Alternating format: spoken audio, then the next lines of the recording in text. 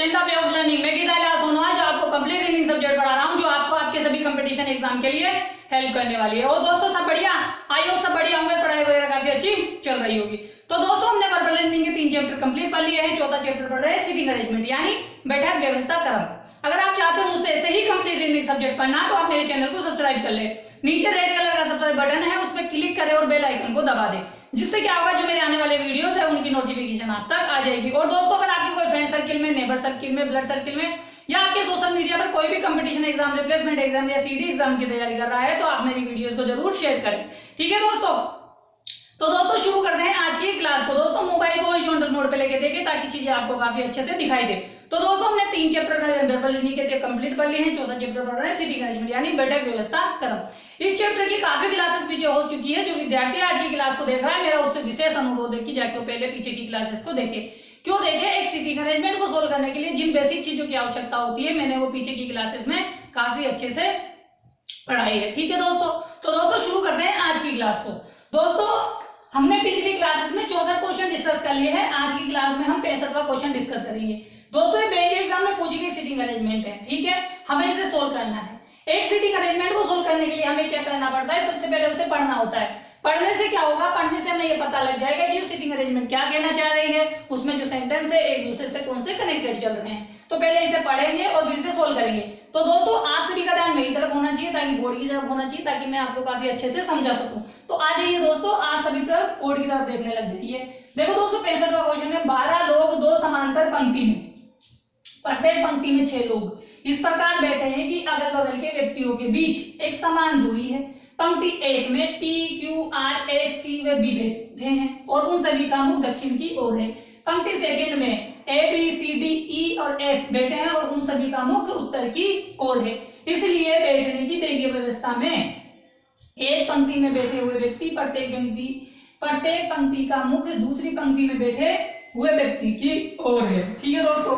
ए जो है डी के दाएं तीसरे स्थान पर बैठा है, न तो ए और न डी अंतिम छोर पर बैठे हैं। टी का मुख डी की ओर है, ए वी के सामने नहीं है, वी किसी छोर पर नहीं बैठा है, वी टी की बगल में नहीं बैठा है, बी और ई के बीच केवल 2 व्यक्ति बैठे हैं, ई वी के सामने नहीं है, आर क्यू के बीच में 2 व्यक्ति बैठे हैं, 2 लोग बैठे हैं, आर टी की बगल में नहीं बैठा है, सी वी के सामने नहीं बैठा है, आर पी की बगल में नहीं बैठा है और बी किसी अंतिम छोर पर नहीं बैठा है। तो दोस्तों हमने क्या किया? सीटिंग अरेंजमेंट को पढ़ा। सीटिंग अरेंजमेंट को पढ़ने के बाद हमें पता लगा कि यहाँ से लेके यहाँ पे जो बात बोली गई है, यहाँ पे से जो बात बोली गई है, हमें वो समझ में आ गई। सबसे पहले तो क्या बात समझ में आई?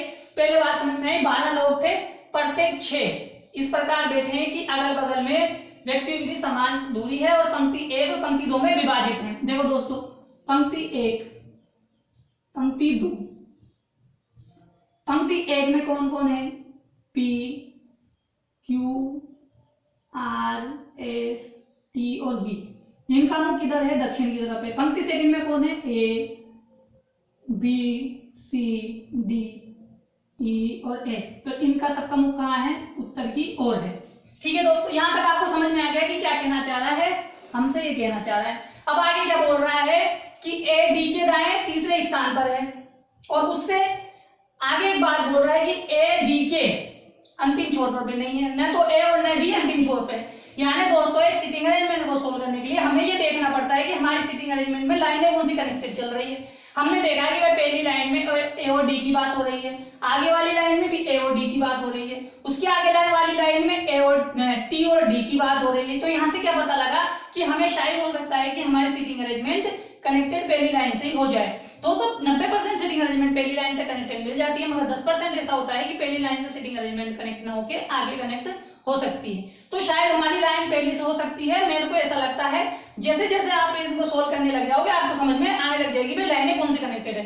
तो मुझे लगता है कि शायद पहली लाइन से कनेक्टेड है, तो मैं इसे पहली लाइन से ही सोल्व करने की कोशिश करता हूँ। देखो कि ए डी के दाएं तीसरे स्थान पर है। दोस्तों मैंने आपको हमेशा बताया है कि जब 2 व्यक्ति एक साथ आ जाएं तो पहले सेकंड व्यक्ति को बिठाओ। सेकंड व्यक्ति कौन है? डी।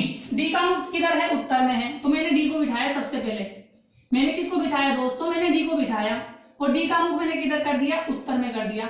अब जब मैंने डी का मुख उत्तर में करा तो दायां ये वाला हो जाएगा, इसका बायां ये वाला हो जाएगा। अब डी के बाएं तीसरे स्थान पर ए को बिठाना है, तो मेरे को टी के बाएं तीसरे स्थान पर ए को बिठाना है। तो 1 2 3, तीसरा स्थान ये हो गया, तो यहाँ पे कौन बैठ जाएगा, ए बैठ जाएगा। अब देखो दोस्तों, इसके बाद आगे एक लाइन बोल दी गई है कि न तो ए और न ही डी किसी अंतिम छोर पर है। अब देखो दोस्तों, ये दोनों अंतिम छोर पे नहीं है, तो इसका मतलब इसके इधर एक व्यक्ति बैठेगा और इसके इधर एक व्यक्ति बैठेगा, तभी तो ये छोरों पे नहीं होंगे, वरना ये छोर पे आ जाएंगे। अब देखो यहाँ पे कितने लोग बैठ गए, हमारे पास 6 लोग बैठ गए। इसका मतलब 6 लोग जब ये बैठे हैं तो इनका मुख किन व्यक्तियों की ओर होगा, जो उत्तर में बैठे हुए हैं। तो जो व्यक्ति उत्तर में बैठे हैं उनका मुख इनकी तरफ होगा, तो जो दक्षिण में देखेंगे तो यहाँ पे उनके सामने वो 6 लोग बैठेंगे, तभी तो ये 12 लोग होंगे। तो हम उन 6 लोगों को यहाँ ऊपर बिठा सकते हैं। यहाँ तक आपको बात समझ में आ गई होगी दोस्तों कि क्या किया गया है। डी के दाएं तीसरे स्थान पे ए को बिठाया गया है, ए और डी छोरों पे नहीं है, तो हमने एक व्यक्ति इधर माना, एक व्यक्ति इधर माना। उस हिसाब से हमने देखा कि भाई 6 लोग ये हो गए, 6 लोग ऊपर ये हो गए। यहाँ तक आपको कोई परेशानी नहीं होगी इसको सोल्व करने में। अब देखो क्या बोल रहा है कि टी का मुख डी की ओर है, हमारे पास डी यहाँ बैठा है, तो उसके सामने किसका मुख है, टी का मुख है। भाई इसका मुख इसकी तरफ, इसका मुख इसकी तरफ, दोनों बात एक ही है। अब आगे क्या बोल रहा है, देखो वी ए के सामने नहीं बैठा है। देखो वी ए के सामने नहीं बैठा है। दोस्तों समझने की लाइनें कोशिश करना कि यहाँ पे 3-4 लाइनें बोली गई है वी के लिए कि वी ए के सामने नहीं है, वी किसी छोर पर नहीं है, ठीक है। वी यहाँ पे भी नहीं आ सकता, वी यहाँ पे भी नहीं आ सकता, ठीक है, छोर पे नहीं आ सकता। और वी टी की बगल में नहीं बैठेगा, और वी टी की बगल में नहीं बैठेगा। ये मैं आपको लिख के बता रहा हूँ, वरना आपको लिखने की जरूरत नहीं है। आप ऐसे पढ़ा हुआ है, सिर्फ आपको ओवर समझना है माइंड में। अब देखो यहाँ नहीं बैठेगा, यहाँ नहीं बैठेगा, यहाँ नहीं बैठेगा, यहाँ नहीं बैठेगा। बची हुई जगह कौन सी है, यहाँ। तो यहाँ कौन बैठेगा, वी बैठेगा। यहाँ पे बैठेगा, तो इसका मतलब इनको मिटा दो, ठीक है ना। बस मैं आपको समझाने के लिए बता रहा था कि भाई इस प्रकार से ये बैठेंगे नहीं, तो कहाँ पे बैठेगा, वी यहाँ बैठेगा। अब आगे चलो, आगे क्या चल रहा है, आगे क्या बोल रहा है कि बी और ई के बीच में केवल 2 व्यक्ति बैठे हैं, ठीक है। और जो ई है ना, बी के सामने नहीं बैठेगा, मतलब जो ई है ना यहाँ नहीं बैठेगा, ये बात ध्यान रखना आप, ठीक है। और आगे एक बात और बोली गई है कि बी किसी अंतिम छोर पर भी नहीं बैठेगा, नहीं, बी किसी अंतिम छोर पर बैठा है,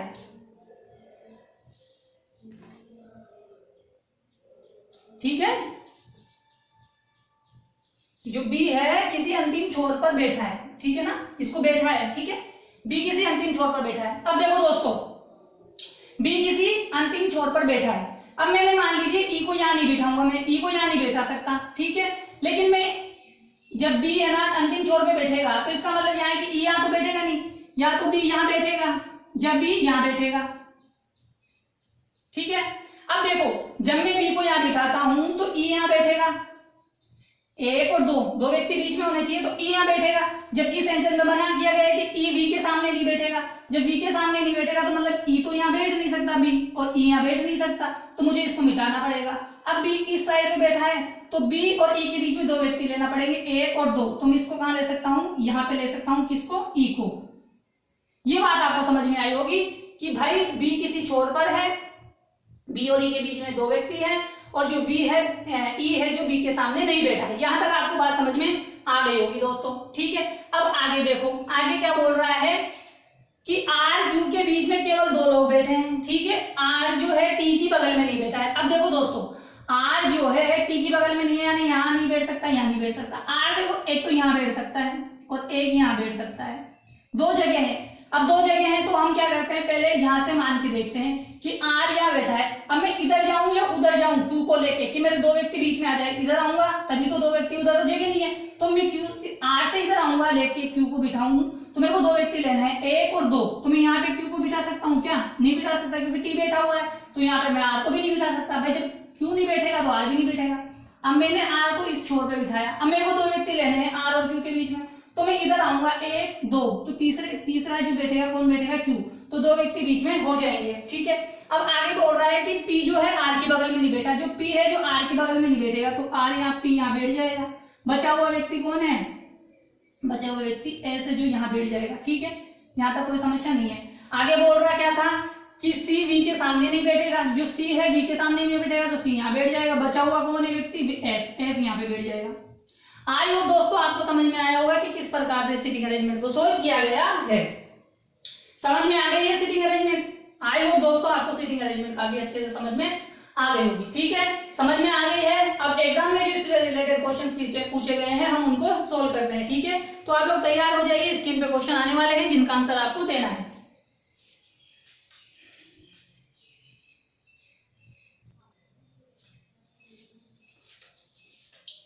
तो दोस्तों पहला क्वेश्चन आपके सामने है, स्क्रीन पर बताइए कि इसका आंसर क्या होगा कि पंक्ति के अंतिम छोरों पर निम्नलिखित में से कौन बैठे हैं। बताइए, देखो हमारे पास 5 ऑप्शन दिए हैं, उनमें से बताना है कि अंतिम छोरों पर कौन बैठे हैं। देखो बी और ई बैठे हैं क्या, बी और ई, देखो बी तो बैठा था मगर ई नहीं बैठा, तो ये नहीं हो सकता।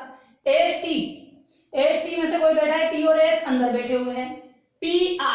पी और आर, बिल्कुल अंतिम छोरों पे हमारे पास कौन बैठे हुए हैं, पी और आर बैठे हुए हैं। तो हमारा आंसर कौन सा हो जाएगा, थर्ड वाला हो जाएगा कि पी और जो आर है अंतिम छोर पे बैठे। आई हो दोस्तों आपको क्वेश्चन समझ में आ गया होगा, उसका आंसर समझ में आ गया है। समझ में आ गया है तो आप इसका स्क्रीनशॉट ले लें ताकि अपन आगे बढ़ सके। ठीक है, आप इसका स्क्रीनशॉट ले लो दोस्तों, आगे बढ़ जाए।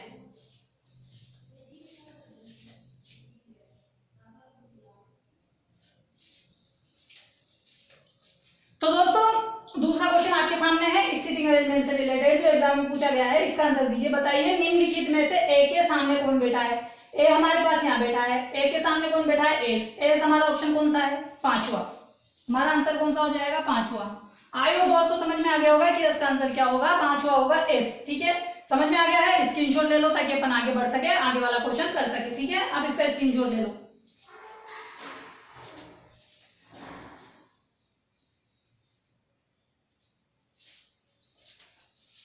तो दोस्तों तीसरा क्वेश्चन आपके सामने है, इसका आंसर दीजिए। बताइए कि टी व एस के बीच में कितने लोग बैठे हैं। बताइए दोस्तों टी और एस के बीच में कितने लोग बैठे हैं, 2 लोग बैठे हैं। टी यहाँ है, एस यहाँ है, इसके बीच में क्यू और बी है, तो कितने लोग बैठे हैं, 2। हमारा आंसर कौन सा हो जाएगा, 2। ठीक है दोस्तों, समझ में आया, आई होप आपको समझ में आया होगा कि इसका आंसर क्या होगा। ठीक है, समझ में आ गया है तो आप इसका स्क्रीनशॉट ले लें ताकि अपन आगे वाला क्वेश्चन कर सके। ठीक है, आप इसका स्क्रीनशॉट ले लो दोस्तों।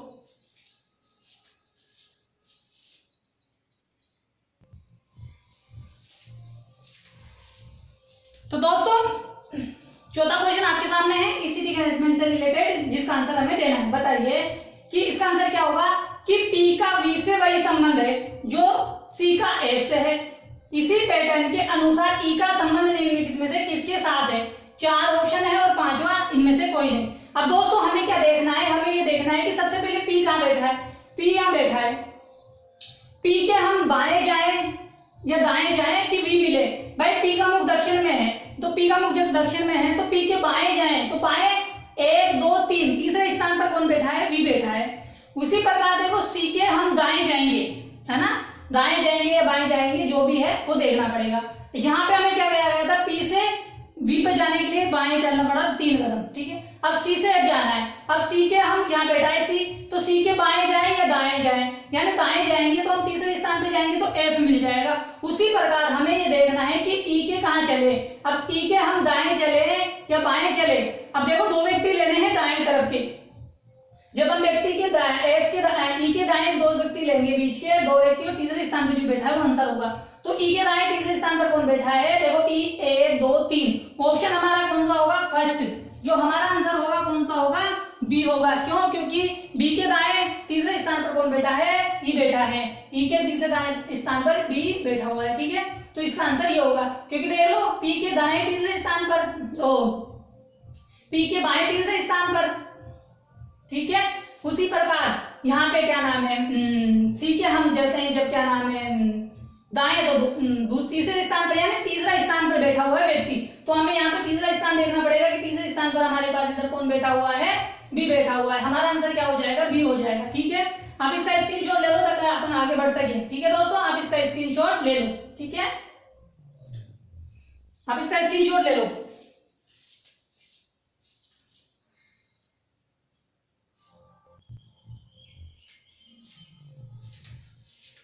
तो दोस्तों ये 5वां क्वेश्चन आपके सामने है, इसका आंसर दीजिए। बताइए, ये आखिरी क्वेश्चन है सीटिंग अरेंजमेंट से रिलेटेड जो एग्जाम में पूछा गया है। एक के संबंध में निम्नलिखित में से कौन सा कथन सत्य है। ये 5 ऑप्शन है, हमें ये बताना है कि 5 में से कौन सा सत्य है। देखो दोस्तों हमारा आंसर क्या होगा, बताइए।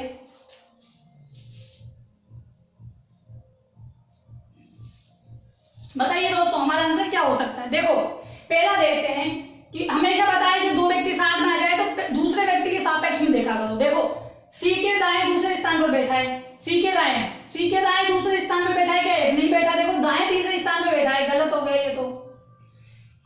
एक ही बगल में नहीं बैठा है, एक ही बगल में नहीं है क्या? बैठा हुआ है, गलत हो गया। एक बगल में नहीं बैठा हुआ है, बैठा हुआ है।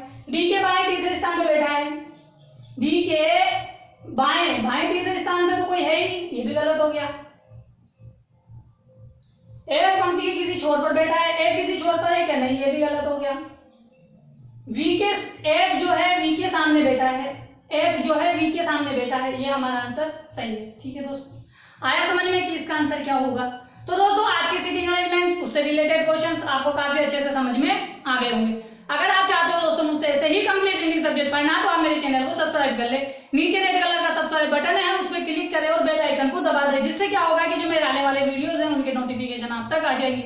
और दोस्तों अगर आपके कोई फ्रेंड सर्किल में, नेबर सर्किल में, ब्लड सर्किल में या आपके सोशल मीडिया पर कोई भी कंपटीशन एग्जाम, रिप्लेसमेंट एग्जाम या सीटी एग्जाम की तैयारी कर रहा है तो आप हमारी वीडियोस को जरूर शेयर करें। तो दोस्तों आज की क्लास में हमने 65वां क्वेश्चन डिस्कस किया है। कल की क्लास में हम 66वां क्वेश्चन डिस्कस करेंगे।